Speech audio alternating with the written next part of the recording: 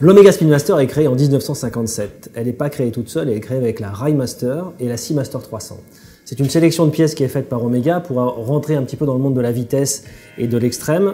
Ce qui est certain, c'est que l'idée derrière cette pièce n'était pas forcément que l'Omega Chronograph Speedmaster devienne la montre la plus célèbre du monde. Mais en réalité, historiquement, elle l'est devenue grâce à 1969. Elle est la première montre à marcher sur la Lune.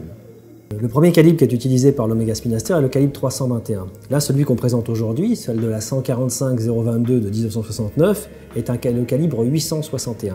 L'évolution, simplement, qui est créée en 1968, de passer de la roue à colonne à la navette et avoir une performance légèrement meilleure pour le 861. Le calibre 321 était déjà bien évidemment testé par la NASA sans que Omega soit au courant, puisque en réalité c'est le distributeur Omega qui avait fourni les montres à la NASA, et la NASA a testé cette pièce, et c'est cette montre qui, après tous les tests qu'on peut imaginer, est restée la montre sélectionnée. Voilà.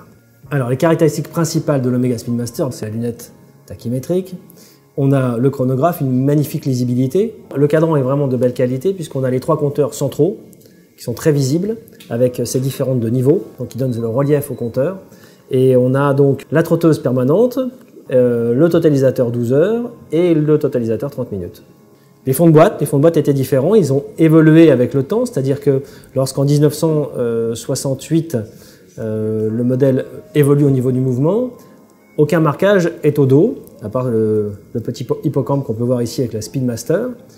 Et ensuite, bien évidemment, comme il y a le résultat important du premier pas sur la Lune, on a le marquage de la première montre née sur la Lune. Voilà. L'impact de la Speedmaster est important parce que la montre est née en 1957. Elle fait vraiment partie des premiers chronographes sportifs. Donc, bien évidemment, ça a orienté tous ses confrères et ses concurrents à partir sur des produits du même design et de la même idée de présentation. Une de mes versions préférées est le modèle avec phase de lune, qui apparaît un petit peu plus tard avec la référence 345-0809. Et donc la particularité, c'est d'avoir un compteur supplémentaire avec indication de la date et puis une petite fenêtre pour la phase de lune. Un de mes modèles préférés est également la 145-022 de 1969, l'année même du premier pas sur la Lune, puisqu'on a le marquage qui est un marquage droit. Alors effectivement, c'est quelque chose que l'on garde pour soi quand on l'a au poignet, personne ne peut voir le marquage, mais quand on le sait, on est très content de l'avoir. La transition avec le prochain modèle est toute trouvée, puisqu'elles ont en commun une année, c'est l'année 1969. L'année pour Omega Speedmaster du premier pas sur la Lune, et pour le Zenith El Primero, c'est l'année de lancement. Le premier chronographe automatique est né en 1969.